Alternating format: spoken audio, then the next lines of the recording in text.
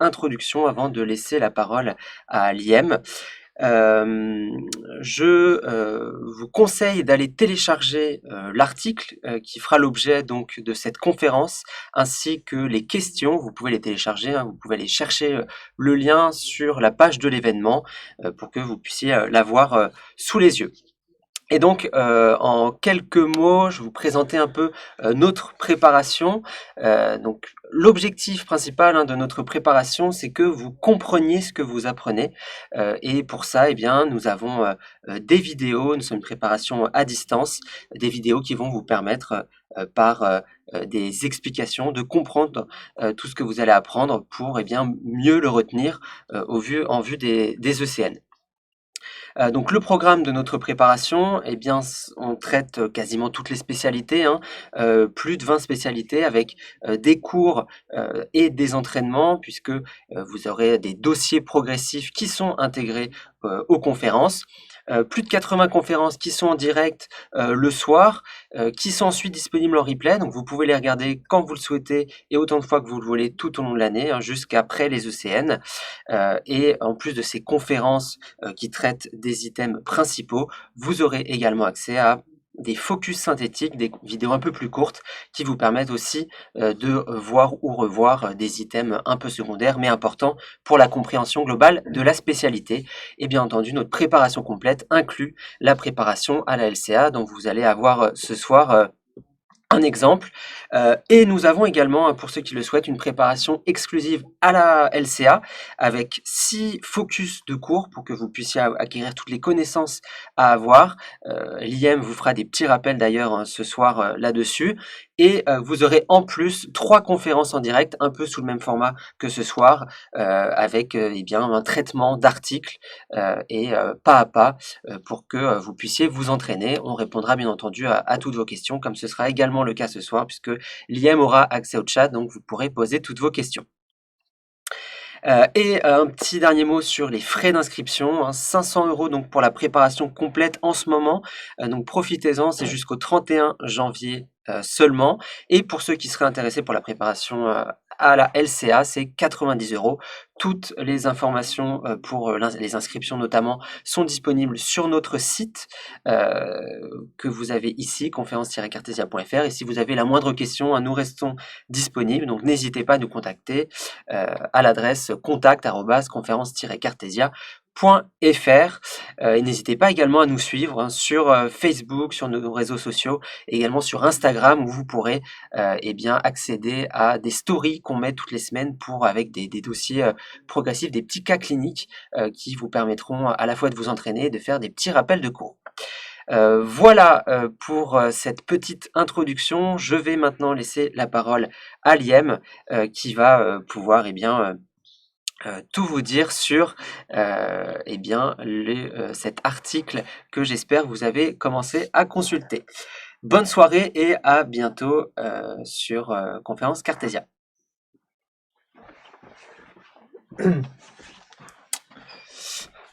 Eh bien, bonjour à tous. Donc, je m'appelle Yem, je suis infectiologue à l'hôpital Cochin à Paris et on m'a demandé de faire un live sur la LCA. Donc, des petites questions introductives avant de commencer. Qu'est-ce qui a déjà vu une tuberculose méningée? Envoyez des pouces, envoyez des cœurs. Alors, regardez, je vais regarder. Alors, c'est bon, ça chat. Il y a Alissar qui partage. Bonjour Cassandre, bonjour Aloïs. Il y a Cyril. Effectivement, Cyril, il y avait un article à préparer mais c'est pas grave, tu peux rester quand même. Tu peux voir un peu comment les autres ils répondent. Ok. Alors, je vais passer à la question suivante. Alors, bon, il y en a qui l'ont l'article ou pas l'article, mais c'est pas grave, vous pouvez rester quand même. Est-ce que vous avez déjà passé les épreuves de LCA? Est-ce que vous avez déjà un peu frotté au truc? Oui, pouce en l'air, tous les jours, mais pas plusieurs articles par semaine, parce que c'est comme l'alcool, il faut prendre ça avec modération. Quelques-unes, mais je suis nul, mais c'est pas grave, ça va s'arranger, mais ça va, jamais, ou est-ce que c'est la LCA? J'espère que vous avez quand même entendu parler. Alors, il y a voir qu'il y a des gens qui sont grave au taquet. D'accord, c'est bien. On va voir. Hop, je vois des pouces, je vois des quelqu'un qui sait pas ce que c'est la LCA. Bon, bah, j'espère qu'il va apprendre au moins quelques trucs aujourd'hui. C'est pas grave.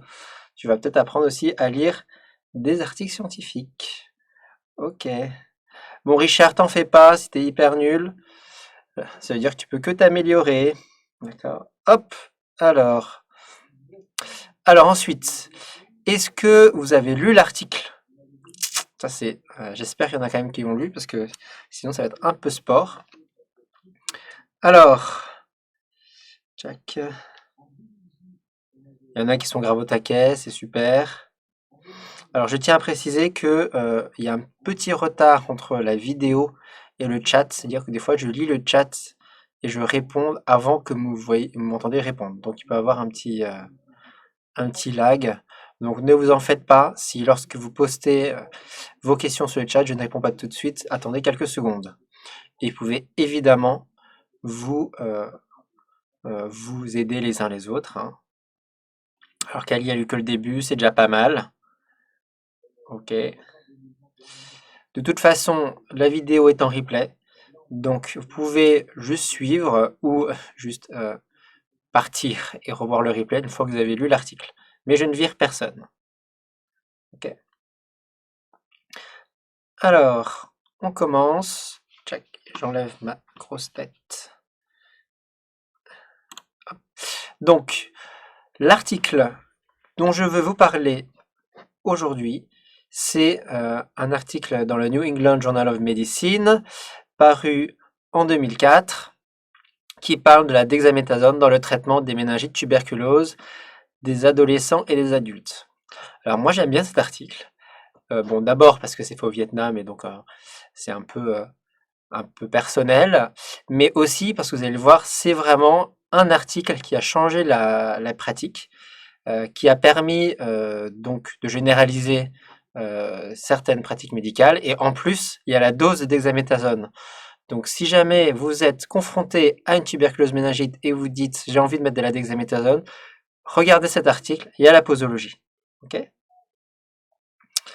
Donc, hop, quand vous avez un article comme ça, il y a évidemment l'abstract. Donc, l'abstract, c'est le petit texte au-dessus du corps de l'article qui est un peu un résumé. Et il est composé de 4 parties, en gros. Le background, donc le contexte qui vous dit dans quel cadre la recherche se fait. Les méthodes, qu'est-ce qu'on a fait. Les résultats et les conclusions. Et en fait, c'est présenté dans un ordre parce que ça a une certaine logique, hein, mais en vrai, lorsque vous allez voir, il y a plein d'articles. Moi, ce que je fais, c'est je lis plutôt dans cet ordre-là. Je lis le titre et je me dis, bon, le titre m'intéresse, c'est quoi la fin, d'accord? J'attaque tout de suite en spoiler et je dirai la conclusion. Et je vois, en gros, que dans cet article sur la dexaméthasone dans le traitement des méningites tuberculeuses, il montre que ça améliore la survie. Donc je dis, c'est vachement intéressant, un article qui montre un truc positif. Donc je me dis, ok, c'est intéressant. Apparemment, cet article permet de montrer que un traitement par dexaméthasone améliore la survie dans les tuberculoses, dans les méningites tuberculoses. Qu'est-ce qu'ils ont pris comme critère de chose principale? Quel était le critère qui a permis de dire oui, ça améliore la survie, d'accord? Et c'est là que je regarde dans les méthodes.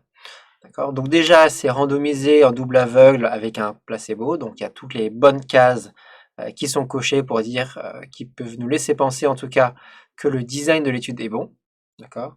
Et normalement, vous devez trouver quelque part l'objectif principal, le critère de jugement. Et ici, j'ai souligné en rouge, c'est que est-ce que l'ajout de dexaméthasone réduit le risque de mort ou de morbidité à 9 mois. Donc déjà 9 mois, c'est déjà pas mal. Donc la conclusion est attrayante, la méthode a l'air plutôt bonne, le critère de jugement principal est clair. Est-ce qu'on peut avoir un peu plus de détails?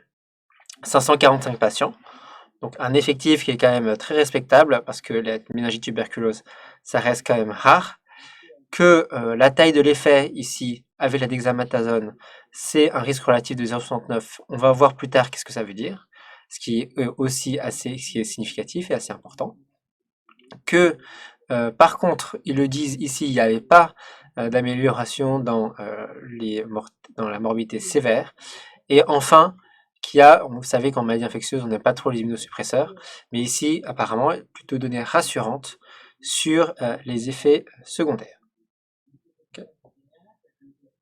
Hop. Alors, il y a un petit acronyme qu'il faut connaître avant d'analyser, c'est PICO. C'est P pour population, I pour intervention, C pour comparaison, O pour outcome. Si vous avez saisi le PICO, c'est que vous avez saisi à peu près les grands messages d'un article. P, c'est population, c'est qui sont les personnes qui sont incluses dans l'étude, de quels patients, de quelles personnes il s'agit, et ça vous permet pour vous de comparer avec votre pratique quotidienne, est-ce que les participants de l'étude sont les mêmes que ceux que moi je vois dans ma pratique, et est-ce que ce sont les mêmes que d'autres études, parce qu'on va forcément comparer cette population avec les autres études qui existent. I, l'intervention, qu'est-ce que l'on teste pour quel problème? Et pareil, il faut savoir si cette intervention c'est similaire à votre pratique quotidienne, notamment dans les posologies. Des fois, pour ne pas citer un article, l'année dernière, j'avais présenté sur la chloroquine. C'était des doses de cheval et c'est pas des posologies qu'on met d'habitude. D'accord? Donc, il faut que c'est des posos et des schémas d'administration qui soient, on va dire, réalisables. C'est la comparaison, très important, c'est à quoi compare-t-on l'intervention que l'on veut tester.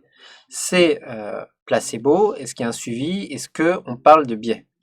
Enfin, O, c'est pour outcome, c'est-à-dire quel était le critère principal, la durée de suivi, d'accord. Si c'est trop court, on ne sait pas s'il y a des décès retardés, si c'est trop long, ça va être difficile de dire quelque chose.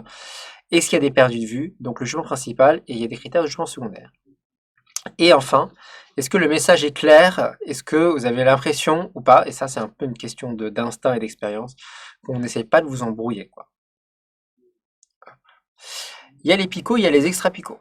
Donc ça c'est d'abord, il faut avoir une idée du contexte scientifique et médical, connaître les controverses historiques de recherche.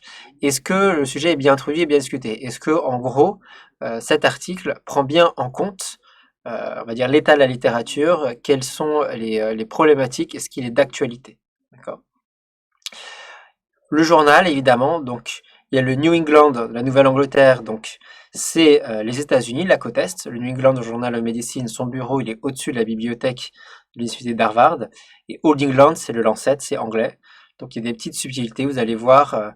Souvent dans le New England, ils aiment bien les essais interventionnels. Dans le Lancet, ils sont très branchés santé publique, avec des grandes cohortes. Et voilà. Il faut suivre aussi les journaux de sociétés savantes. En maladie infectieuse, Clinical Infectious Disease, c'est le journal de l'IDSA, donc la Société de maladies infectieuses des États-Unis, et vont donc plus probablement publier des papiers qui sont plutôt pertinents dans le contexte américain, tandis qu'il y a d'autres comme CMI, Clinical Microbiology Infection, qui est plus européen. Enfin, les auteurs, maintenant c'est assez clair, il faut regarder qui publie. Donc les potentiels conflits d'intérêts, voire même les positionnements scientifiques. Si vous commencez à bien connaître, vous savez que cet auteur va plutôt défendre cette pratique médicale ou cette façon de voir, tandis qu'un autre pas. Voilà. Donc il faut essayer de replacer l'article dans un contexte général et dans un contexte social aussi. Ok. Alors on va commencer tout de suite par le vif du sujet. Parmi les propositions suivantes concernant la justification de l'étude, laquelle sont vraies? Alors, A, la gravité de l'hémorragie tuberculose peut être liée à la réponse inflammatoire. B, il n'existe pas de données sur l'effet de la dexaméthasone sur les méningites tuberculeuses. C, la méningite tuberculeuse est grave. D, il existe des tuberculoses multirésistantes. Et E, des études ont montré un risque accru de mortalité de la dexaméthasone dans les méningites tuberculeuses. Je vous laisse réfléchir de votre côté. Vous pouvez ou pas mettre vos réponses sur le chat si vous voulez influencer ou tester les autres ou donner des réponses définitives qui vous engagent. Je vous laisse quelques secondes.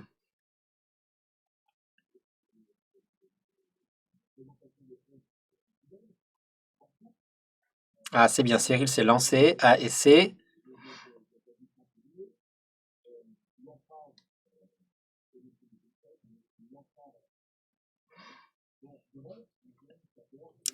ACD, AC, ok. Ok, c'est bien, Sophia, Camille. L'important, c'est de participer. Ici, on est là pour apprendre, hein. Donc, si vous avez aussi des questions, n'hésitez pas à utiliser le chat. Voilà. Alors, il y a Inès, effectivement, c'est une partie du partiel que j'ai fait, parce que c'est moi qui ai fait le sujet à l'Université de Paris. Mais il y a aussi des questions qui sont un peu différentes, et j'espère que vous saurez voir la différence. Hop. Alors, A et C. D'accord? Donc, quand on parle de justification de l'étude, c'est pourquoi est-ce qu'on fait cette étude? Pourquoi est-ce que, pourquoi l'objectif à laquelle l'étude répond est pertinent? D'accord? Donc, A, la méningite tuberculose est liée de réponse inflammatoire en utilisant de la dexaméthasone. Ça veut dire que probablement on diminue la réponse inflammatoire et on pourrait potentiellement diminuer la gravité.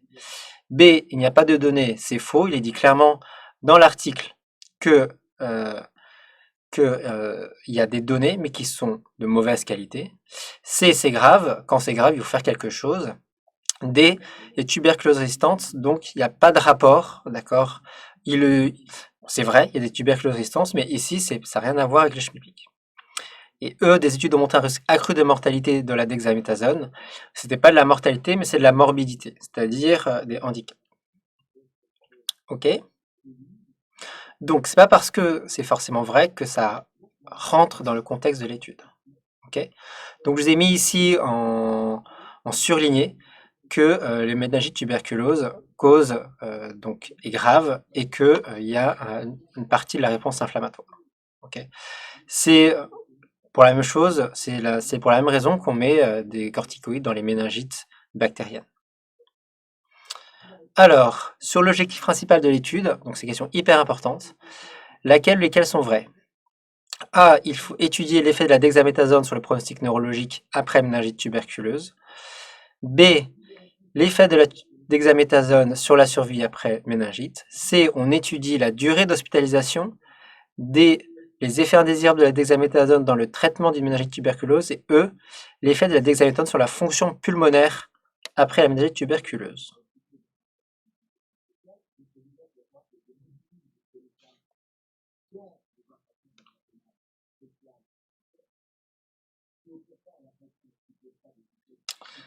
Alors, je vous laisse répondre.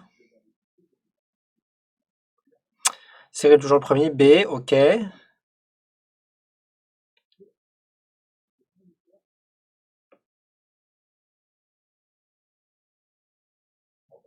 Ok, ok. Donc beaucoup de B, quelques A, quelques AB. C'est pas votre groupe sanguin qu'il faut mettre. Alors, les réponses, c'est A et c'est B. D'accord? L'objectif principal de l'étude, c'est l'effet de la dexaméthasone sur le pronostic neurologique après méningite tuberculeuse et la survie après méningite tuberculeuse. Question numéro 3, aussi extrêmement importante. Sur le critère de jugement principal, laquelle de ces propositions est vraie? Il s'agit d'un critère composite, d'une variable dichotomique. Il est analysé à 2, 1, 2, 6 et 9 mois après endomination. Il est basé sur le score de Glasgow et il est indépendant du diagnostic de méningite tuberculeuse. Cyril me demande, c'est le pronostic fonctionnel et non le pronostic neuro. Alors, on va en parler tout à l'heure, comment on mesure le critère de jugement. Je vais même ramener l'article pour être sûr de ne pas dire de bêtises.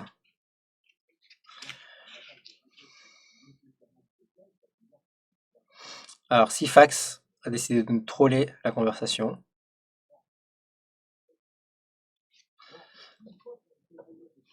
Ok. Alors, pas mal de A, C. Alors, Philippe, je vais revenir évidemment sur les réponses. Ok. Alors, c'est A, B et E. Ok, donc c'est critère composite. C'est-à-dire que c'est un critère qui est composé de deux sous-critères qui composent le critère composite. C'est variable dichotomique, ça veut dire c'est oui ou c'est non. D'accord? C'est pas une variable continue comme le chiffre de CRP, la taille, etc. et il est indépendant du diagnostic de méningite. Ok. Alors, je mets mon médaillon. Ce qu'il faut bien comprendre dans une étude, et c'est un vrai critère de qualité, c'est que pour un objectif, il y a un critère. D'accord? Quand vous écrivez des protocoles de recherche, vous allez voir un objectif principal, il faut un critère de jugement. Le critère il peut être composite, je vais y revenir, mais il faut vraiment que ce soit très bien spécifié. Et ensuite, il y a des objectifs secondaires avec des critères de jugement secondaires. D'accord? Et ici, on le voit bien dans le texte, si je l'ai surligné. Il dit que primary outcome, c'est donc le critère de jugement principal, c'est la mort ou la morbidité sévère à 9 mois après randomisation. Voilà. Donc, si vous êtes mort après 9 mois, vous avez on va dire, un critère de jugement principal qui est la mort, qui est, on va dire, validé, qui est égal à 1 peut-être. Mais si vous n'êtes pas mort, mais vous avez une morbidité sévère, un handicap sévère, et ben vous avez vous êtes compté de la même façon que vous étiez décédé. D'accord? Et comment est-ce qu'il mesure cet handicap sévère? C'est deux personnes, d'accord, qui vont le mesurer à partir de différentes catégories. Ok. Voilà, c'est notamment à partir du score de Rankin issu des AVC. Voilà. Alors, je vais essayer de revenir, de voir que j'ai pas mal de questions sur le chat. Je vais revenir sur ce que c'est un critère composite. Ok. Je sais pas pourquoi on avait mis A la question 2. La question 2, c'était le critère de jugement principal. Dans le critère de jugement principal, il est composé, donc il est composite, de deux façons. La mort et le handicap sévère. Donc, il étudie la mort et on étudie l'handicap sévère. Ok. Alors, ici, je vous explique un peu ce que c'est qu'un critère composite. C'est plusieurs événements cliniques, ok, à partir d'un moment qui est décidé. Donc, là, sur le schéma, je l'ai mis. On va regarder tous les participants à 9 mois et on va regarder quel est leur état de santé. D'accord? À 9 mois. Si à 9 mois, ils sont décédés, d'accord? Ils ont très bien pu décéder à 1 mois, 2 mois, 3 mois, mais à 9 mois, s'ils sont décédés, eh ben, ils ont une valeur, d'accord, qui est soit critère composite, on va dire 0 pour pas mort et pas d'handicap sévère, et 1 mort ou handicap sévère. Par contre, si jamais ils étaient décédés à plus de 9 mois, eh ben, c'est comme s'ils étaient vivants. Ils étaient vivants à 9 mois, et ben voilà quoi. D'accord? Donc le critère composite, ça veut dire que la même valeur peut avoir plusieurs significations. Si je décide que mon critère composite est dichotomique, c'est-à-dire qu'il peut prendre que deux valeurs, 0, 1, et je décide que la valeur 0, c'est l'absence de décès et de handicap, la valeur 1, ça va être le décès ou le handicap. D'accord? Donc, c'est à 9 mois et c'est à un temps donné. Les avantages, c'est ça augmente la puissance d'un essai pour un même effectif, parce qu'il y a plus d'événements. Plus on a d'événements, plus on va améliorer la puissance statistique, et ça, je vais vous expliquer un peu ce que ça veut dire. Okay. Donc, quand on augmente la puissance, on diminue l'effectif nécessaire par la même puissance. Et ça évite le problème des comparaisons multiples. Okay. Les inconvénients, c'est un problème d'interprétation.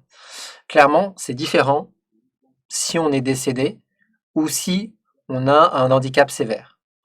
Et avec un critère, on ne peut pas faire la différence lorsque le long critère lui-même. Après, on peut avoir des critères de jugement secondaire, on va regarder que les décès, on va regarder que les handicaps sévères, mais si on regarde que ce critère composite, que je code de 0 ou 1, et ben si je mets qu'il est égal à 1, je ne saurai pas si c'est le décès ou si c'est handicap sévère. Okay. Et donc, il faut faire très attention lorsque l'on fait un critère composite pour que les deux composantes ne soient pas trop différentes. Voilà. Alors, Alix me demande qu'est-ce que c'est qu'un critère intermédiaire. Un critère intermédiaire, c'est dans des essais comme ça où on va faire des rapports intermédiaires où on va regarder par rapport à 9 mois, enfin au début de l'étude qui est censée durer 2 ans par exemple, on va regarder à 6 mois qu'est-ce qu'il en est. à 1 an ce qu'il en est. Et donc, c'est des analyses intermédiaires où généralement on n'arrive pas au nombre attendu de sujets inclus, mais voir si via un comité indépendant, il y a déjà un effet qui est tellement important que c'est une perte de chance pour ceux qui sont dans un bras placebo par exemple de ne pas recevoir le traitement. C'est ce qui est arrivé par exemple pour le vaccin Pfizer Covid-19. Il y en a des intermédiaires qui a dit en fait il ne faut pas attendre 1 an, on sait déjà qu'au bout de 6 mois il y a un effet spectaculaire, donc il faut arrêter l'étude parce que c'est pas éthique de continuer à utiliser un placebo. Voilà. Donc ça c'est une analyse intermédiaire. Léa me demande si on peut statuer sur les sous-parties des critères composés séparément. Donc oui, ça peut être des critères, des objectifs secondaires et des critères de jugement secondaires. Okay. Bastien me demande si c'est critiquable d'utiliser un score non issu de la tuberculose. Alors ça, tu peux toujours critiquer le critère de jugement. Hein. Ici, on s'occupe de méningite. Donc le score de Rankine, c'est un score neurologique. Donc c'est plutôt une idée que ça soit fonctionnel et comparable sur les gens qui ont la même, qui ont aussi d'autres méningites. Voilà. Philippe me demande est-ce que l'évaluation de la moralité sévère peut être diplômique? Oui, il suffit de mettre, tu fixes toi-même des limites. Voilà. Marielle me demande si la E, pourquoi la E est vraie. Alors je m'en souviens plus. Elle est indépendante. Et ben tu regardes en fait la façon dont est fait le critère. Le critère ne prend pas en compte le fait que ça soit une méningite ou pas. Alors, question 4. En attendant, Lisandra, je vais répondre à la fin, c'est une des dernières questions. Question 4. Parmi les propositions suivantes concernant le plan expérimental d'étude, lesquelles sont vraies? Il s'agit d'une étude rétrospective, d'une étude monocentrique, longitudinale, observationnelle ou de type cohorte. C'est une question facile, mais c'est une question essentielle.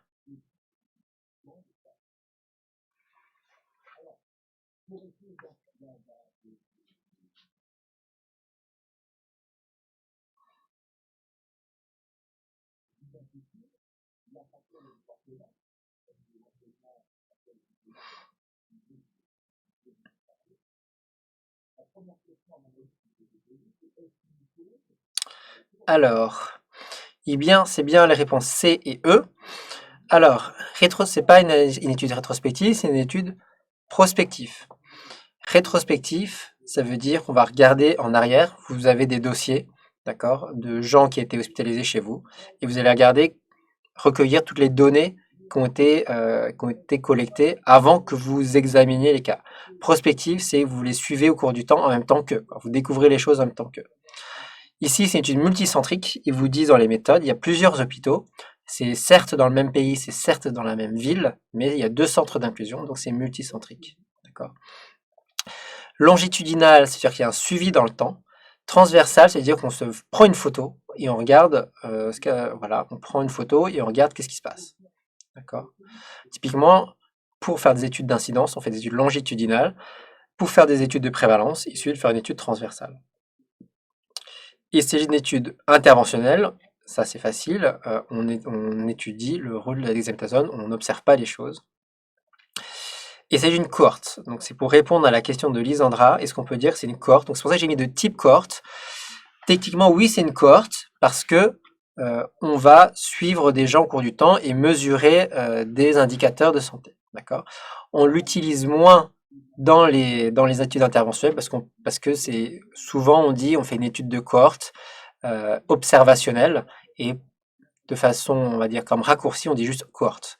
Mais le type de cohorte ça veut juste dire qu'on va suivre les gens au cours du temps à la différence d'un cas témoin où on va recruter les gens lorsqu'ils font un événement. D'accord. Type de cohorte c'est vous partez d'une population et vous mesurez l'incidence des événements. Cas témoin, c'est vous prenez les événements et vous regardez les caractéristiques de la population. Zidane me demande, est-ce que tous les ECR, j'imagine que c'est les études cliniques rétrospectives, peut-être, sont des cohortes. Donc Zidane, est-ce que tu veux me dire exactement ce que tu entends par ECR? Ce sont des cohortes. Voilà. Alors, Question 5. Parmi les propositions suivantes concernant la population de l'étude, lesquelles sont vraies? Les sujets devaient être âgés de 14 ans ou plus. Les sujets ne devaient pas avoir d'antécédents de tuberculose. Les sujets devaient être hospitalisés pour une méningite. Les sujets devaient présenter une infection tuberculeuse quel que soit l'organe atteint. Et eux, les sujets devaient être infectés par le VIH. Alors en attendant, essai clinique randomisé, oui, c'est forcément une cohorte. Contrôler randomisé, c'est forcément une cohorte. Répondre à victoire, donc une étude de cohorte n'est pas toujours une étude d'Israël.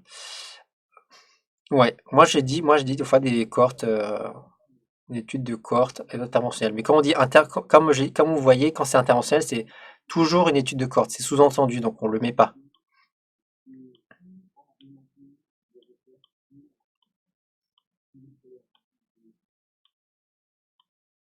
Parce qu'on ne peut pas agir dans le passé, on ne peut pas remonter le temps.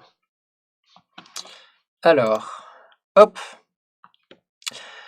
Ah, c'est juste une question, tester un peu votre anglais. Donc, over 14, c'est 14 ans, c'est plus de 14 ans. Et quand vous voyez le tableau, les gens, ils ont minimum 15 ans. D'accord.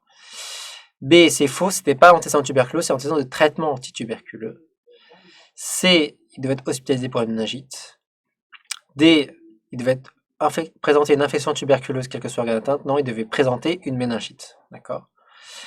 Et E, il devait être invité par la VIH. Ben ça, c'était facile. Alors, Chloé me demande, dans les études interventionnelles, on peut cocher prospective ou c'est que pour les études observationnelles? En fait, quand c'est interventionnel, par définition, c'est prospectif. Donc, si on te pose la question, tu dis oui, c'est prospectif. C'est toujours sous-entendu. Étude thérapeutique, c'est on étudie un médicament. Essai clinique, on peut étudier autre chose. On peut essayer, par exemple, un nouveau test diagnostique. D'accord. On peut essayer un vaccin. C'est pas forcément thérapeutique parce que c'est un vaccin, c'est pas thérapeutique. Théotime, oui, c'était multicentrique, il y avait plusieurs centres qui incluaient.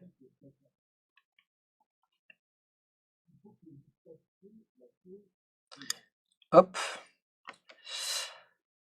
Alors, parmi les propositions suivantes concernant l'utilisation d'un placebo dans cette étude, lesquelles sont vraies? A, elle permet de limiter les biais de sélection. B, elle permet de limiter les biais de performance. C, de limiter les biais de mesure. D, de limiter le biais d'attrition. Et E, elle peut engendrer des effets indésirables.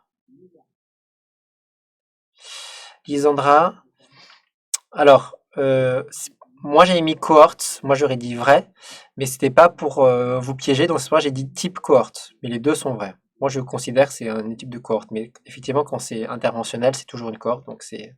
Voilà.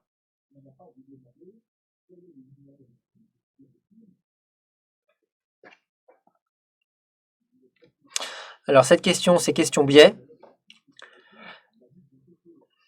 L'idée c'est d'un peu vous expliquer ce que c'est un biais et vous donner une idée des biais principaux, sachant que vous allez voir, il y a plein de types de biais. C'est pas une liste, il n'y a pas une liste exhaustive, consacrée, officielle des types de biais, hein.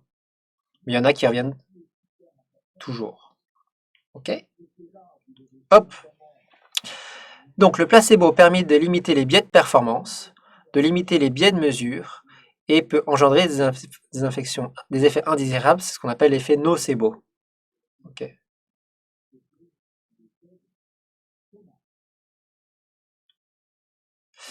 C'est par de la randomisation. Qu'est-ce que permet la randomisation? Les biais de sélection, de limiter les biais de mesure, de limiter les biais de classement, d'assurer la comparabilité initiale des deux groupes, et E, le respect de la clause d'ignorance.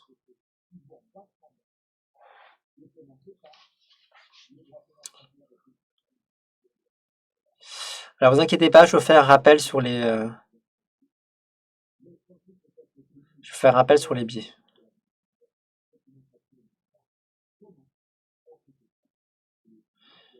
Bastien, oui, c'était de façon plus générale. Et d'ailleurs, dans l'article, il y a quelques effets secondaires, on va dire. Enfin, c'est un peu compliqué dans cet article parce que ça peut être dû aussi à la méningite. On ne sait pas que c'est dû au placebo.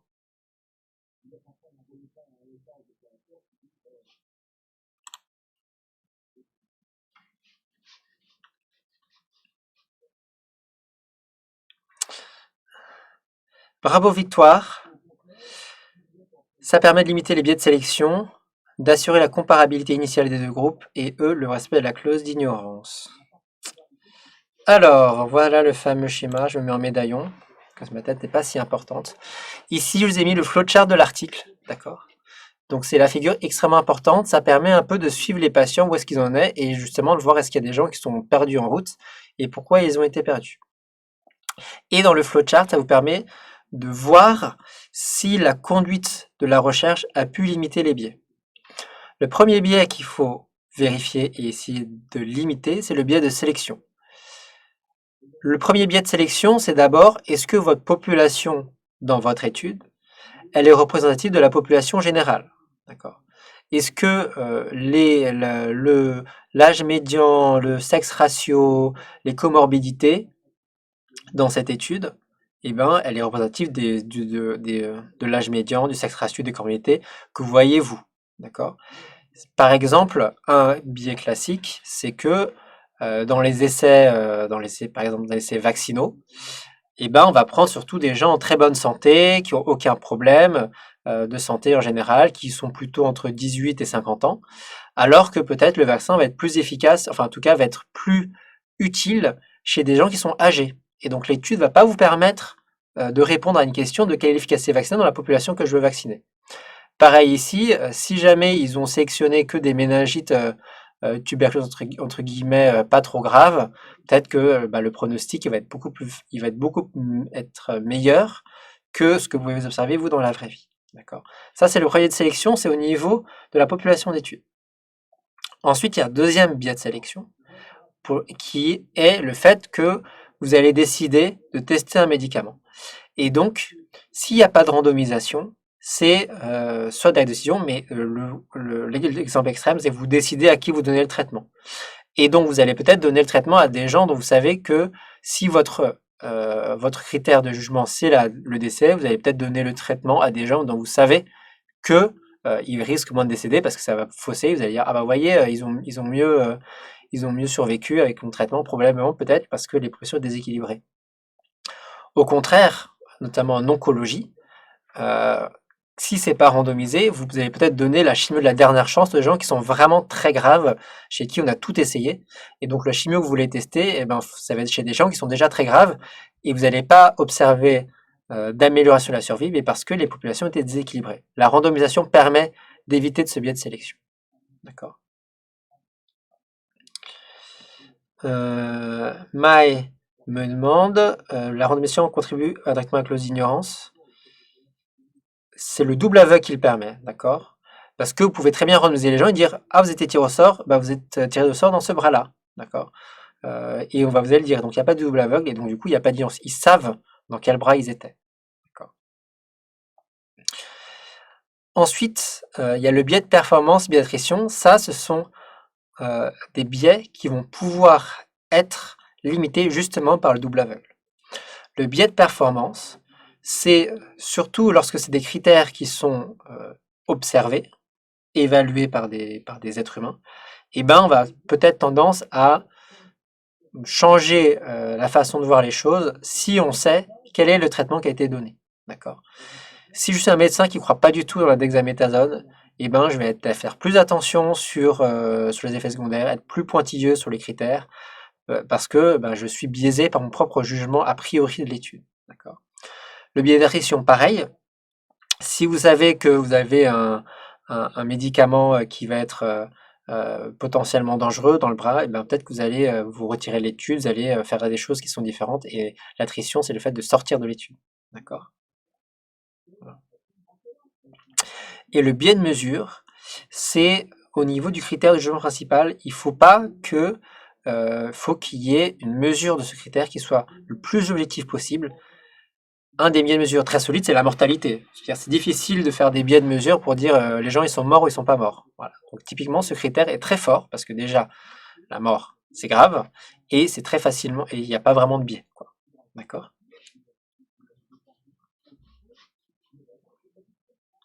Hop. Je vais parler un peu de placebo en citant un super album qui est probablement sorti avant que vous soyez né. Donc le placebo, c'est une substance dénuée d'activité pharmacologique mais perçue par le patient comme un médicament.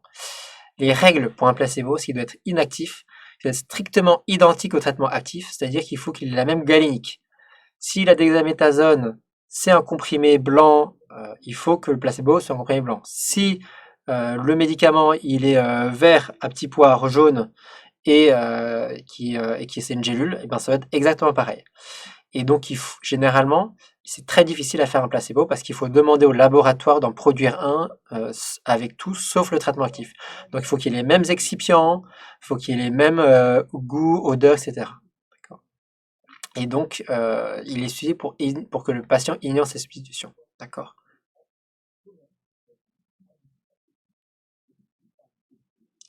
La clause d'ignorance, elle est, pour répondre à Chloé, elle est assurée par la randomisation et par le double aveugle. D'accord. De toute façon, on ne peut pas avoir de double aveugle sans randomisation.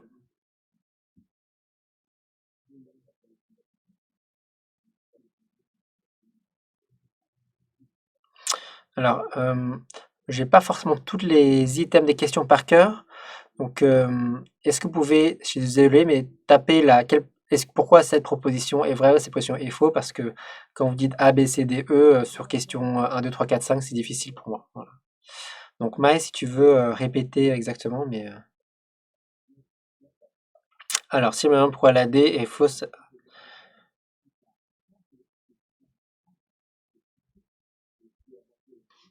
Alors, Cyril m'a mis. Cyril me demande pourquoi la D est fausse, question 6, et absence de placebo, que par conséquent le patient sait qu'il ne reçoit rien. Il y a un risque qu'il arrête l'étude. En effet, de la même façon que dans le biais de mesure où il y aura plus d'attentif aux effets indésirables si on prend quelque chose que...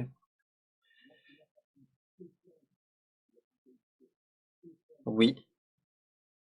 Alors, excusez-moi, j'ai fait un retour sur la question 6. Le placebo limite le biais d'attrition. Alors, est-ce que le placebo limite le biais d'attrition? Alors, je dirais que c'est plutôt la randomisation qui permet de limiter le biais d'attrition. Ça peut se discuter. De toute façon, pour qu'il y ait un placebo, forcément qu'il y ait une randomisation. Et la limitation de ce biais d'attrition, ce serait plutôt... Non, pour qu'il y ait un placebo, il faut qu'il y ait un double aveugle et une randomisation. D'accord. Et le biais d'attrition, le fait que des gens sortent d'un côté d'un autre, déjà, il peut être dû au fait que il y a une population qui est déséquilibrée. Dans un bras, peut-être il y a des gens qui vont avoir d'un certain caractère ou de certaine gravité qu'il faut sortir plus. Donc c'est cette attrition-là qui est limitée par la randomisation. D'accord. Et c'est la randomisation qui permet le double aveugle et le placebo. Voilà. Mais je comprends que c'était un peu ambigu.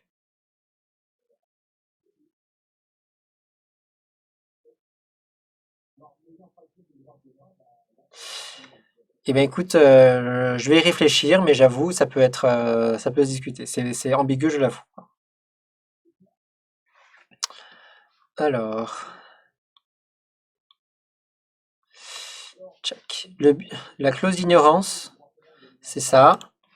C'est l'assignation secrète. La clause d'ignorance, c'est le fait de dissimuler la séquence d'allocation du médecin, c'est-à-dire il y a un service indépendant qui va permettre de dire il est dans le bras A ou dans le bras B. Ok. Ça évite l'influence plus ou moins consciente de la connaissance du prochain traitement sur la décision d'inclure ou non un patient donné. D'accord.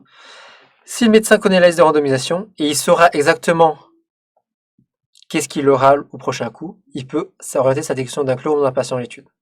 Typiquement, il y a un traitement auquel vous croyez très fort et c'est versus placebo. Un patient rentre, et en plus, si c'est un médicament qui existe déjà, il y a un patient qui rentre qui a tous les critères d'inclusion.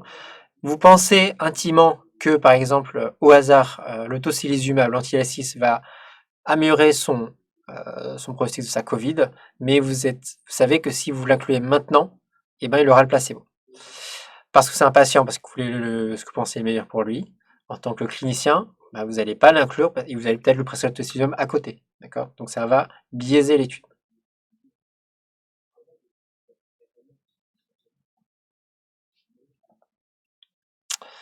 Voilà, on passe à la question 8.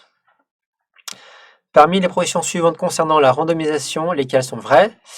La randomisation était stratifiée sur le statut VIH, elle était stratifiée sur le centre, stratifiée sur la sévérité de la méningite. La randomisation était stratifiée sur l'administration d'un traitement antituberculeux antérieur à l'inclusion. Et la randomisation était stratifiée sur l'antisang de tuberculose.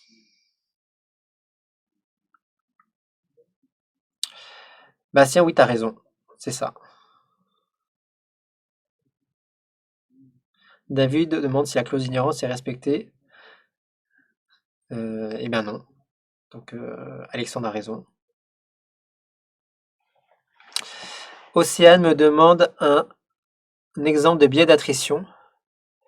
Le biais d'attrition, c'est le fait que dans un bras, tu vas avoir plus de perdus de vue que dans un autre. Voilà. Ou de gens qui vont se retirer de l'étude.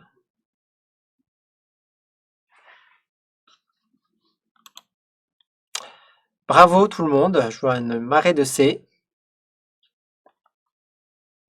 Vous avez transformé l'essai. Donc, les patients seraient stratifiés sur le MRC, le British MRC, d'accord, qui cote selon le score de Glasgow et des signes neurologiques. D'accord. Question 9. Parmi les propositions suivantes concernant les patients inclus dans l'étude, lesquelles sont vraies? Il y a 545 patients analysés. Tous les patients inclus n'ont pas été analysés. Le suivi était supérieur à 28 jours pour 50% des patients. Environ un tiers des patients inclus avaient un score de Glasgow de 15 à l'inclusion sans signe neurologique. La comparabilité initiale des deux groupes de traitement n'a pas été vérifiée car aucun test statistique n'a été réalisé dans la table 1.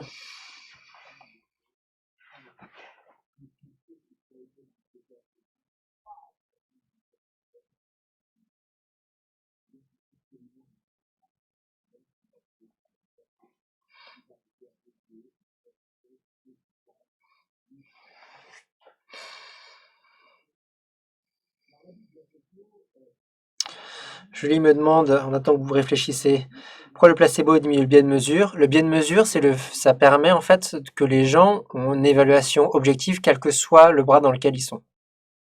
D'accord.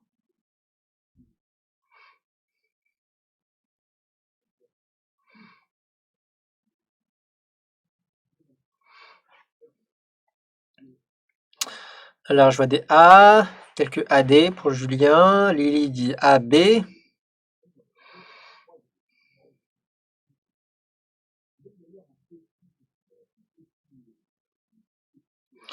Camille me demande sur le VIH, il faut faire la différence entre une randomisation stratifiée et une analyse stratifiée. Randomisation stratifiée, ça veut dire que tu vas déjà regarder, par exemple, si tu stratifies sur le sexe, tu vas regarder qui est un homme, hop, donc il sera stratifié sur la liste de stratification des hommes et les femmes dans la liste de stratification des femmes. Ils se feront deux groupes, il y aura deux groupes de randomisation différentes en fait. Les analyses stratifiées, c'est que tout est fait et ensuite tu vas regarder les données et tu vas séparer dans ton analyse les groupes.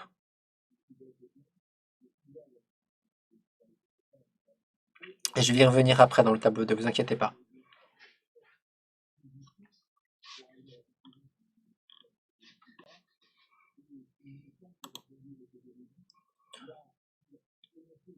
Alors,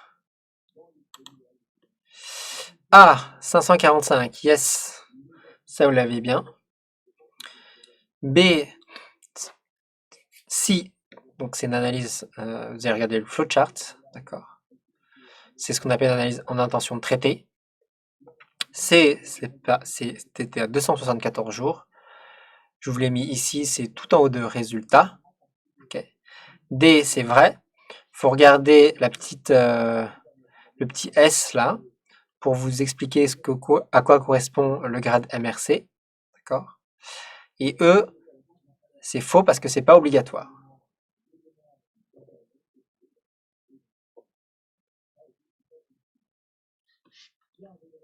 Ok.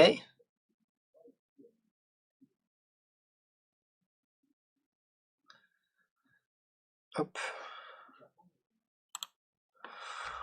On passe à la question 10. Parmi les propositions suivantes concernant les résultats relatifs à la mortalité à 9 mois, lesquelles sont vraies? La dexaméthasone diminue le risque de mortalité de 31%, ou plutôt diminue le risque de mortalité de 69%. La réduction absolue du risque, c'est de 69%. Il faut traiter 11 patients par dexaméthasone pour éviter un décès. Et la dexaméthasone a un effet variable sur la mortalité selon le statut vis-à-vis de l'infection par le VIH.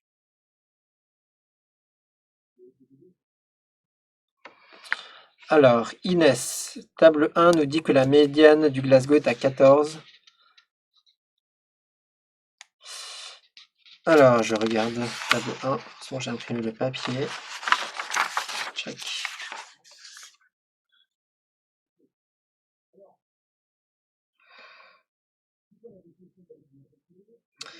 Alors, j'avais mis sans signe neurologique. Donc, on peut avoir Glasgow et à 15 et des signes neurologiques. Répondre à Inès.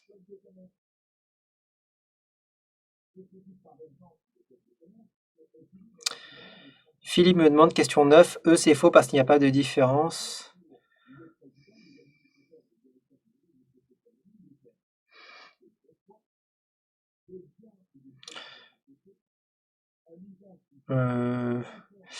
Tu peux pas savoir s'il y a différence notable. Même s'il y en avait, ce qui peut arriver dans les très très très très grandes études, tu peux pas forcément dire que c'est pas comparable. Mais dans le cas échéant, oui, les deux, tu avais raison, tu avais deux raisons de dire faux.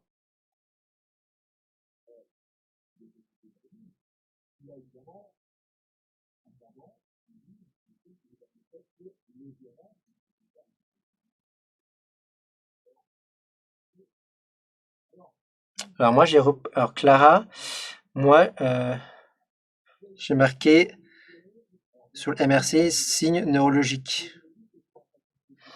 Voilà, j'ai appris texto ce qu'ils avaient été marqués.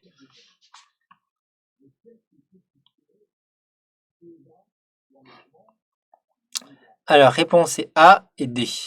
Alors, on va se pencher un peu sur ce tableau. Alors, vous regardez ici, donc une partie du critère composite, hein, donc c'est le décès, et la diminution de la mortalité, c'est 1 moins le risque relatif. Donc c'est 1 moins 0,69. D'accord? C'est pas 0,69. La réduction des risques absolus, c'est... Attendez, est-ce que vous voyez Non. Ah, voilà. C'est ça moins ça. D'accord? C'est absolu, c'est vraiment sur les chiffres bruts. D'accord? Le nombre d'essais évités, c'est 100 moins ça. Ok? Alors là, ils ont mis 31, j'ai mis 31,9, mais c'est 31,8. D'accord.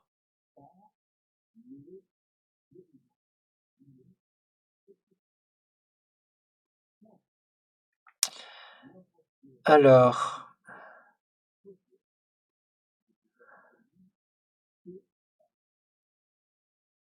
sur le statut VIH, il y a deux façons de justifier la fausseté de la proposition. D'une part, sur ce tableau, vous voyez, donc ils ont fait par VIH, et ils ont regardé, en gros ici, ils regardent le relative risque stratifié. C'est cette dernière ligne qu'il faut regarder, le risque relatif stratifié selon le statut VIH. Et vous voyez que ici, ça croît 1, donc c'est pas significatif. Deuxième raison, c'est qu'ils ont regardé des facteurs d'hétérogénéité, d'accord, et ils disent que c'est homogène selon les sous-groupes. Ok. Voilà.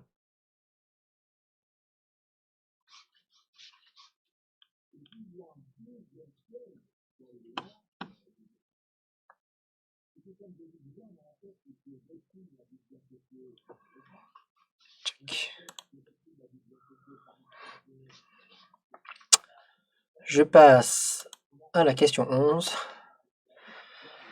Parmi les paramètres suivants, lesquels est indépendamment associé au risque de mortalité, l'infection par le VIH, le degré de certitude diagnostique, la présence d'une tuberculose pulmonaire, l'âge, la présence d'une paraparésie.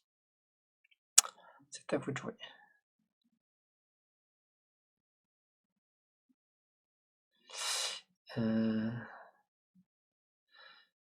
Cybergreen, 1-0,69, c'est en gros le risque relatif.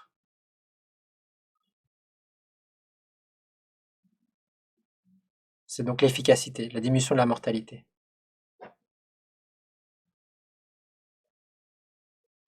Sur le tableau 1, il disait en gros que le nombre de décès, c'est 60 du bras placebo, c'est 69% du bras traité. Donc c'est 1 moins 69%.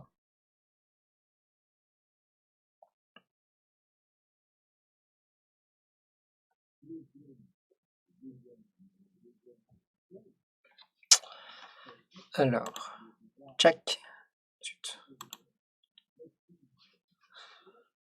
Suspense. Donc,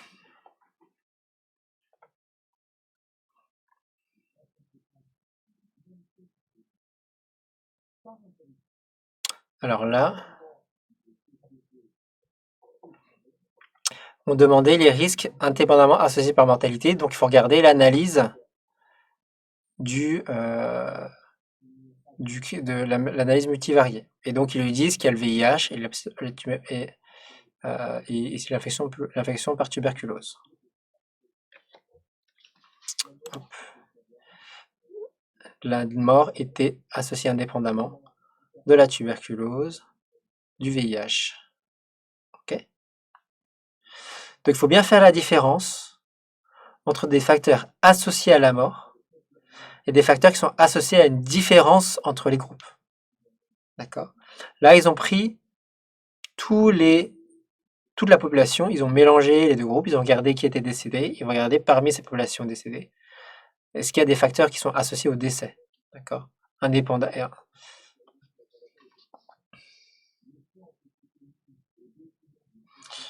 La question 10, c'est calcul.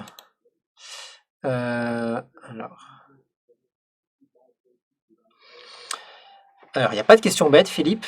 Indépendamment associé, c'est-à-dire que on va regarder des facteurs, parce qu'il y a des... en fait, souvent, il y a un premier niveau pour essayer d'expliquer les choses, c'est des analyses univariées.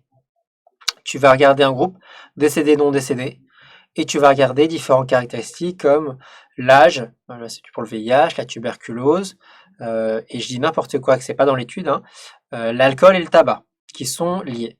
Mais tu sais qu'en fait, l'alcool et le tabac sont liés parce que les gens qui boivent fument, et beaucoup de gens boivent et fument, d'accord. Et donc, ce ne sont pas des facteurs qui sont indépendants. Ou c'est comme si tu prenais l'âge et, on va dire, la densité minérale osseuse, d'accord.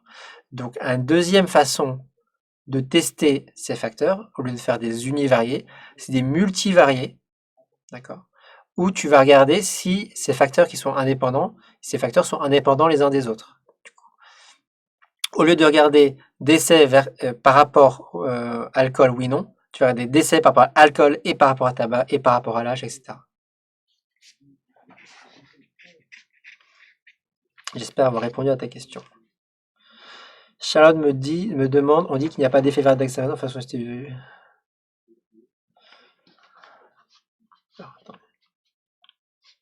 Okay, je crois qu'elle a supprimé sa question. Ah si.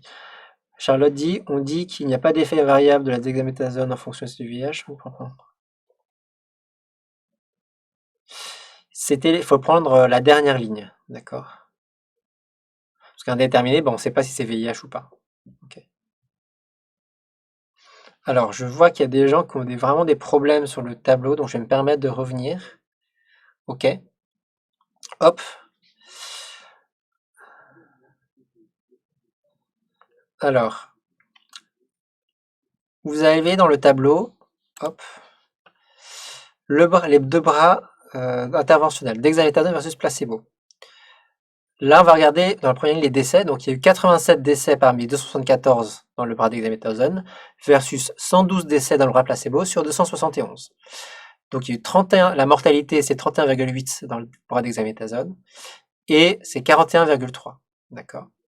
Le risque relatif, c'est 0,69.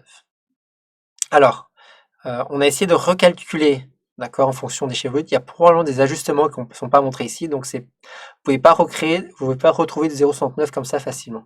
Ok, mais il faut les croire. Quoi. Le risque relatif, c'est 0,69. Vous voyez que la mortalité elle est plus élevée dans le bras placebo, donc si vous avez du mal avec les formules, vous voyez que comme c'est plus élevé dans le bras placebo dans le bras dexaméthasone, probablement que, en gros, dans le bras dexaméthasone, c'est 0,69 fois la mortalité d'un bras placebo. Voilà.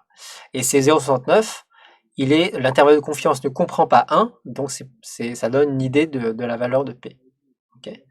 Donc la diminution de la mortalité, c'est 1 moins ça, c'est 0,69, ça veut dire que dans le bras dexamethasone, il y a eu 31% de mortalité en moins. Okay. Vu que le nombre de décès, c'est 69% du placebo. La réduction du risque absolu, c'est juste faire la division, la soustraction, pardon, entre placebo et dexamethasone. Le nombre de CIVT, c'est une formule. Alors clairement, c'est une question qui est limite parce que normalement, elle sert. On ne vous demande pas de faire des calculs par vous-même. Il s'agit juste de lire. D'accord ? Mais je vous l'ai mis là pour que vous connaissiez la formule, qu'elle soit dans un coin de votre tête. Hop. Adi me demande comment faire pour lire l'article rapidement. Eh ben, il faut s'entraîner. Il faut vraiment, si tu n'étais pas là au début, c'est vraiment les picots qu'il faut regarder. Donc vraiment les points clés, la population, l'intervention, la comparaison, l'outcome, donc l'objectif, le critère de jugement principal, déjà pour essayer d'avoir dans ta tête la structure et pouvoir remplir les cases, d'accord? Et vous allez voir quand vous allez faire pardon, j'ai mis la réponse. Quand vous allez faire beaucoup de LCA, c'est toujours les mêmes questions. Toujours une question sur le rationnel. Il y a toujours une question sur l'objectif principal. Toujours une question sur le critère de jugement. Toujours une question sur la population d'études. Il faut bien lire le tableau 1. Il y a une question sur les biais, les résultats. Voilà, c'est vraiment toujours à peu près les mêmes questions, quoi. Mais il faut s'entraîner. Je sais que c'est compliqué. Hein. Je sais que c'est compliqué. Alors, question 12, mais vous avez déjà vu toutes les réponses. Parmi les positions suivantes, laquelle les cas sont vraies? 214 patients ont présenté un effet indésirable, non sévère. 45 patients ont présenté un effet indésirable sévère. Dans l'analyse en sous-groupe chez les patients infectés par le VIH, en comparabilité des groupes du traitement était assurée par la randomisation. D. Le taux de survenue du décès ou d'un handicap sévère à 9 mois était identique dans les deux groupes de traitement. E. La réalisation de tests et de multiples sous-groupes expose à l'augmentation du risque de première espèce.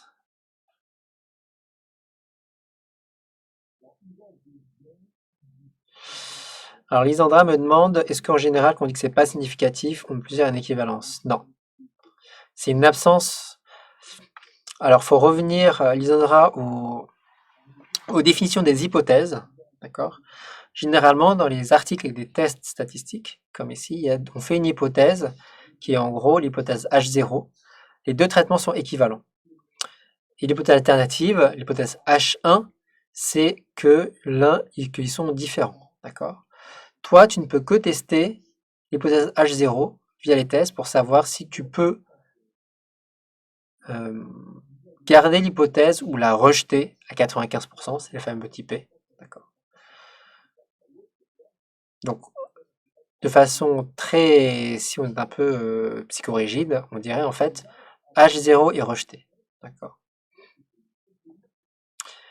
Et on ne peut pas conclure à l'absence et au contraire, on ne peut pas conclure à l'absence de différence. Mais comme vous le savez, l'absence de preuve n'est pas la preuve de l'absence.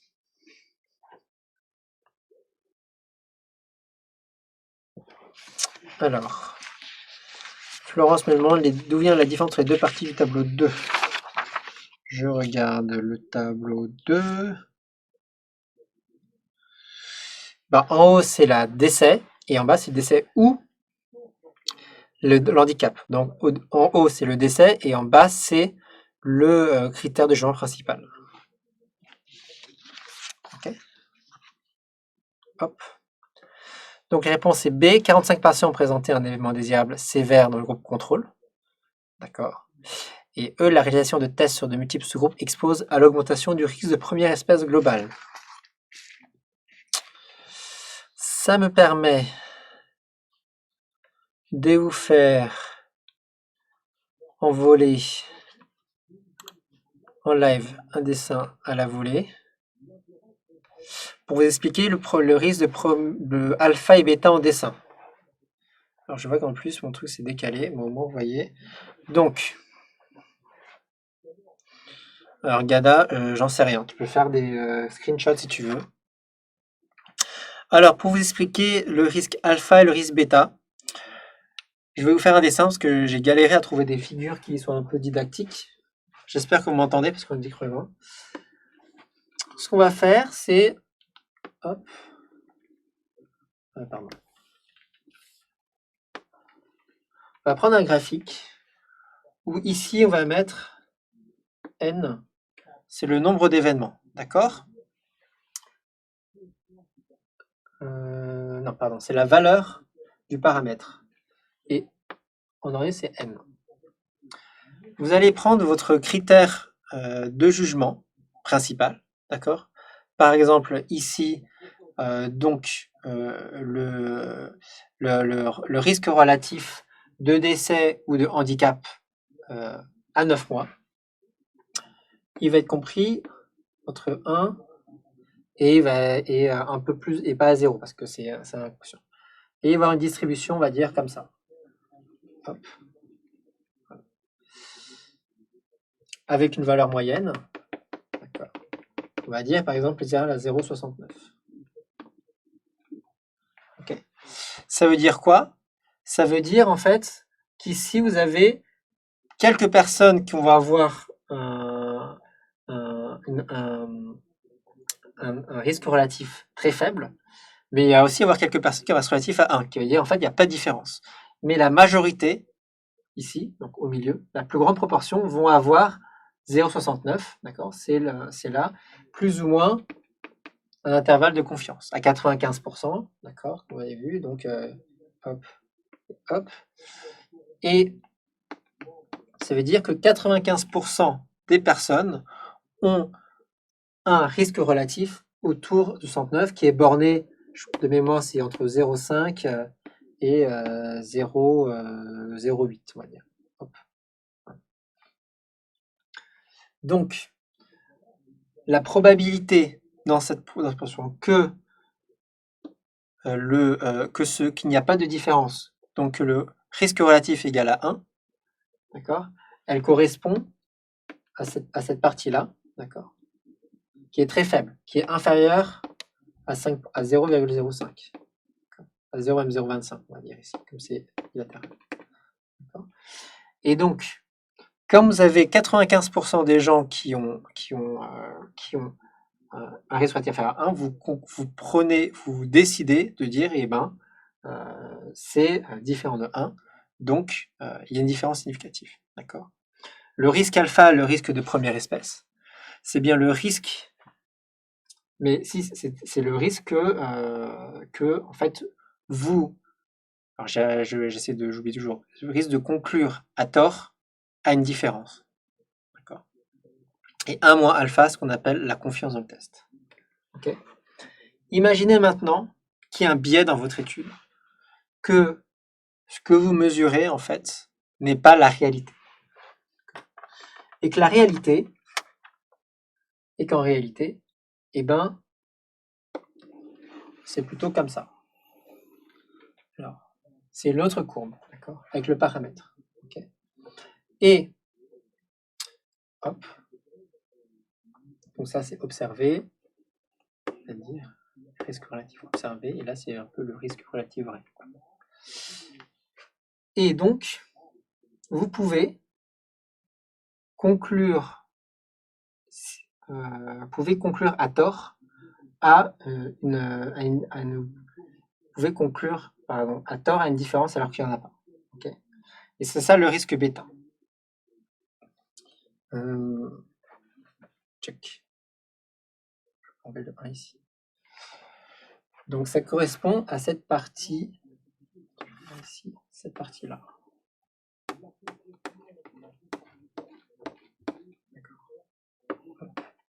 C'est bêta. C'est 1 moins bêta. En tableau, ça donne quoi? Hop. Check. Je vous ai mis un récapitulatif pour que ce soit plus clair. En tableau, c'est ça. D'accord? Donc, vous allez avoir hypothèse H0 où il n'y a pas de différence, et hypothèse H1 où il y a une différence. Ici, je vous ai mis un tableau qui ressemble un peu, on va dire, au test diagnostic, mais ce n'est pas du tout la même chose. Il ne faut pas vous laisser piéger. Hop. Quand vous n'avez pas de rejet 0, vous avez ici les différents cas de possibilités où vous rejetez H0 vous ne rejetez pas, vous la rejetez. Et on va dire, c'est une réalité auquel vous n'avez pas accès, mais que vous pouvez imaginer, où H0 est vrai et H1 est vrai. D'accord. Si il n'y a pas de rejet de H0 alors que H0 est vraiment vrai, vous avez pris la bonne décision. D'accord. Si vous rejetez H0 et que en vrai, H1 est vrai, vous avez pris la bonne décision aussi. D'accord. En haut à gauche, vous avez pris la bonne décision de ne pas rejeter H0, il n'y a pas de différence. Et en bas à droite, vous avez pris la bonne décision de rejeter H0 parce que H1 est vrai. D'accord. Donc le risque de première espèce, c'est le risque de rejeter H0 alors que H0 est vrai. D'accord. Le risque de deuxième espèce, c'est mauvais sinon, c'est le risque de ne pas rejeter H0 alors que H1 est vrai. Okay. C'est le risque, c'est bêta. Voilà. Le problème de ces deux, parce qu'il n'y a rien sans rien, c'est que alpha et bêta évoluent de façon inverse. D'accord. Alpha, oui, c'est la p-value. D'accord. C'est le risque de première espèce que vous prenez à conclure que il y a un rejet, de H0. D'accord. Donc, alpha, c'est la probabilité de conclure à tort à une différence, et c'est généralement fixé, c'est généralement 5%. Bêta, c'est la probabilité de conclure à tort à une absence de différence. D'accord. Et elle est souvent estimée en fonction de l'échantillon et de la taille de l'effet.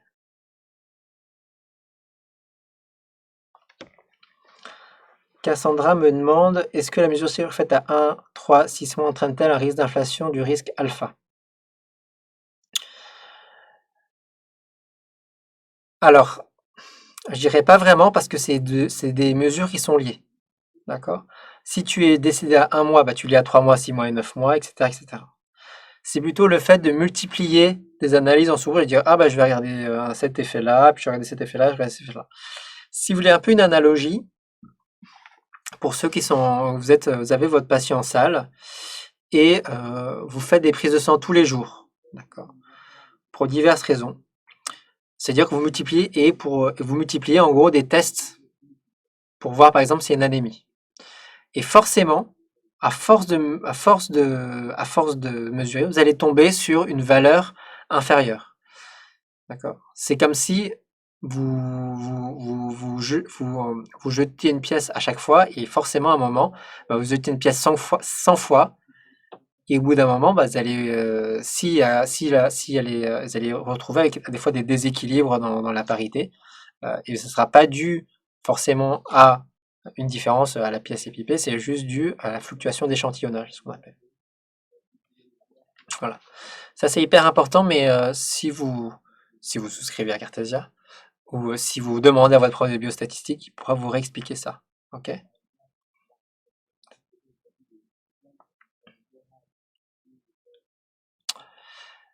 J'arrive à ma dernière question. Que pouvez-vous conclure de l'article? A. On ne peut rien conclure de cette étude.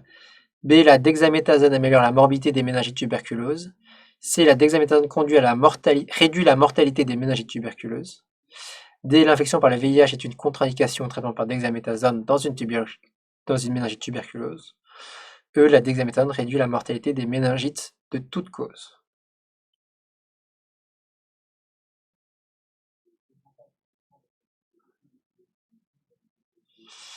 Alors, c'est quoi A et B?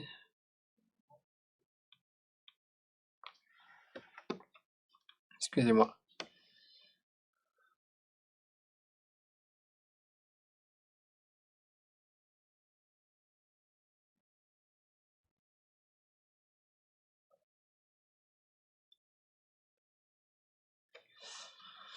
Alors, ça oscille entre A, C.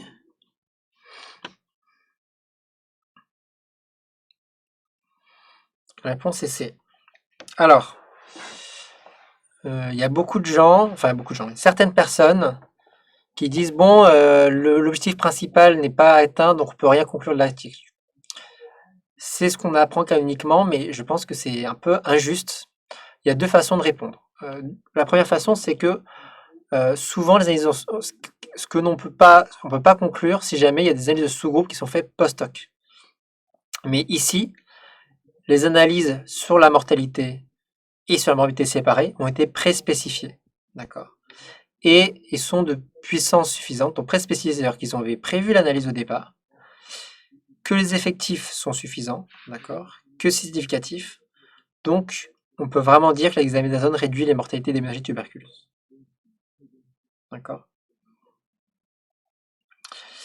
Alors, pour répondre à Cyril, c'est pas sur le critère composite, mais là, c'est parce qu'on ne peut pas conclure sur le critère composite, mais c'est sur un critère de jugement secondaire qui est juste la mortalité.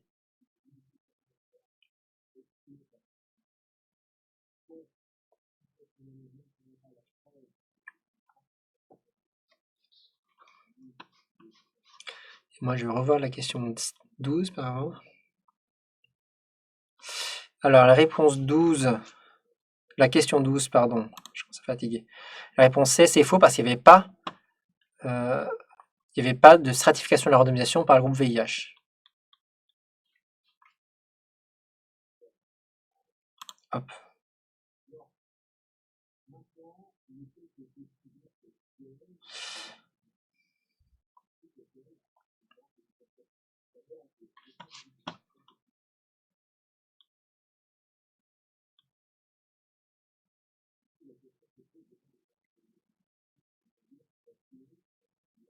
Alors, donc ce que je disais, c'est que c'est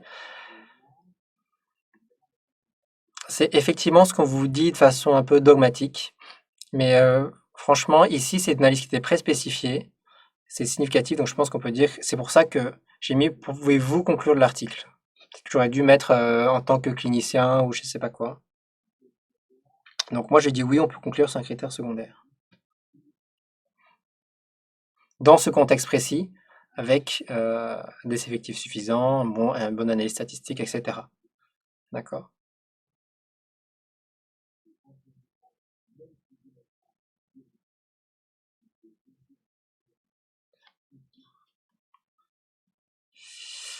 Voilà, donc j'ai fini ce live. Est-ce que vous avez des questions?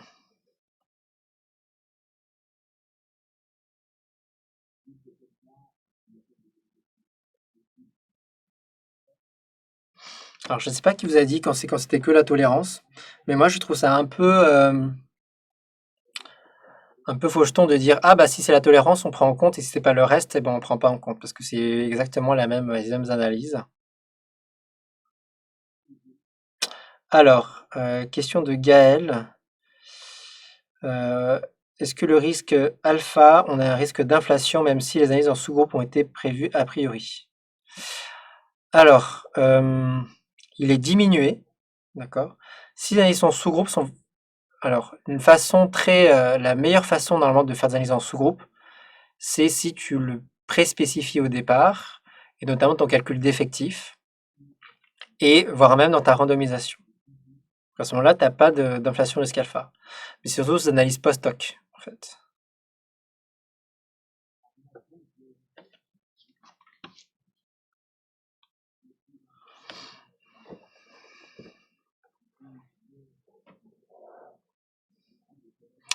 Oui, je sais Cyril, je sais.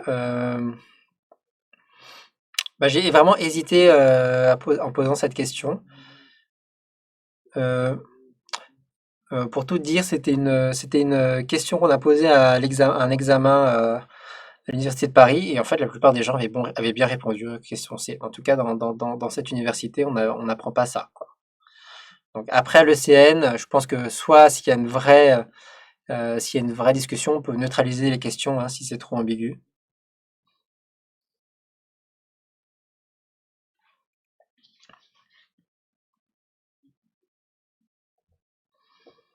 Alors, Chloé me demande est-ce qu'il y a une méthode pour l'aborder, lire tout l'article et tout le tableau avant de commencer les questions.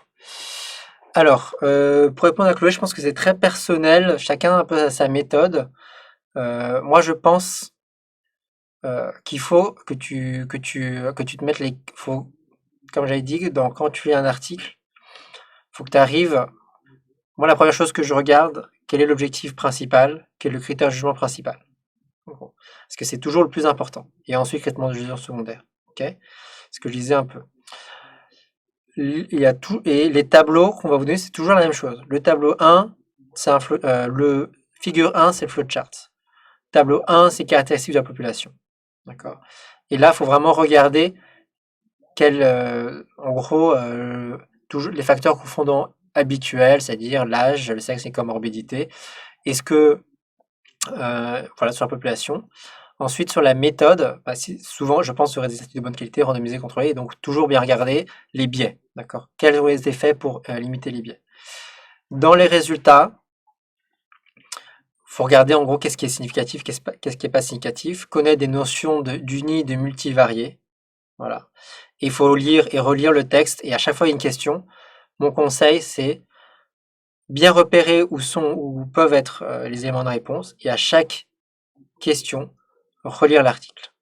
Au l'endroit où vous pensez répondre à la question. Il ne faut pas se baser sur votre mémoire de lecture. Voilà. Alors,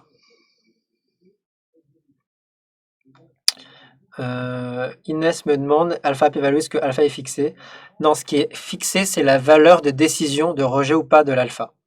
Donc on fait des tests, on donne l'alpha, c'est ça, et on vous dit P égale à 0,06, donc ça c'est vraiment le risque de se tromper, quoi. Et ensuite, et c'est une convention, arbitrairement, quand c'est 0,05, on considère significatif ou c'est pas significatif.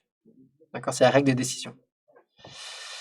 Mike Long me demande, pensez-vous qu'avec l'essor de statistique bayésienne, oh là là, moi je pense pas, parce que les bayésiens, je sais pas si les gens comprennent vraiment ce que c'est, quoi. Honnêtement. Les seules statistiques bayésiennes que vous devez apprendre, non, je n'ai pas en tête. C'est peut-être tout ce qui est odds ratio, mais c'est plus c'est Bayes qui a inventé la notion de odds ratio.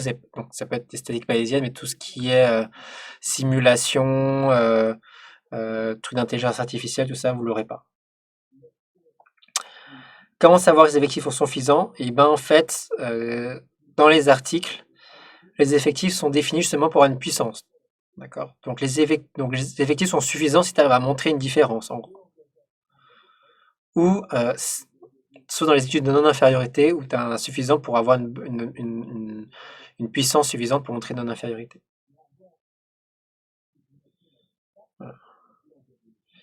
Voilà, ce que disait Bastien, c'est probabilité pré-test, post-test, c'est tout ce qui va être plus sensibilité, spécificité et odds ratio. Alors, Cyril me demande, est-ce qu'on peut revenir sur le pronostic neuro et non fonctionnel? Alors, c'est la partie un peu la plus technique du papier, je confirme. C'est dans la façon dont il mesure ce fameux handicap. Okay. Et quand tu regardes la façon dont ils mesurent le handicap, ils utilisent le score de Rankin de mémoire. D'accord. Qui est aussi qui aussi teste la dépendance. Donc c'est les deux. D'accord.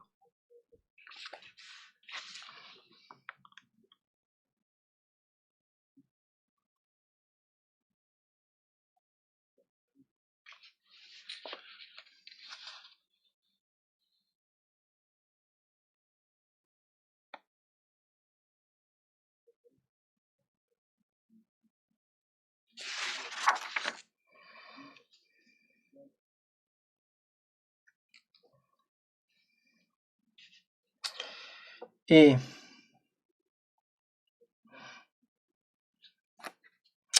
pour répondre à une question, je ne voyais pas où étaient les traitements de recherche secondaires.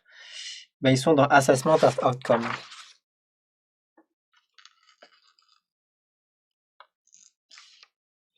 Alors, le pronostic fonctionnel, c'est une échelle validée en neurologie. Ouais. C'est les gens qui ont, notamment dans les AVC, enfin toute pathologie neurologique.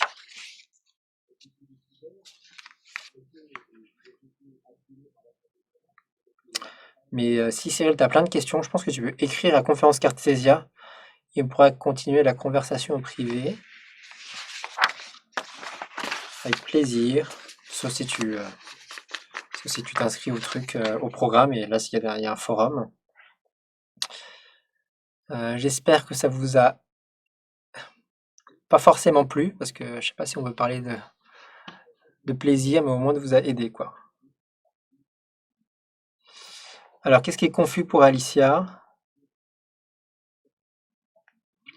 Alors, Pour Cassandra, généralement, la puissance, on considère qu'une bonne puissance entre 70 et 80%. En gros, donc c'est 1 moins bêta, on a 80% de chances de conclure à raison à une différence.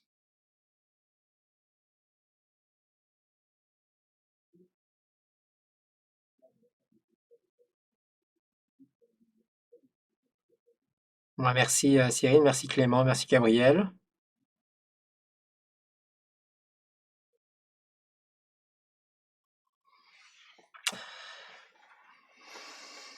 Bon, je vais pas vous déprimer aussi, mais là, je vous dire que c'est important quand même la LCA dans la vraie vie, parce que la demi-vie des connaissances médicales, c'est 6 ans.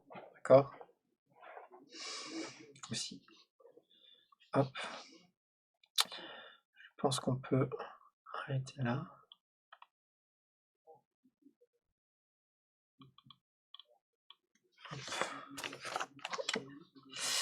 Eh ben, au revoir.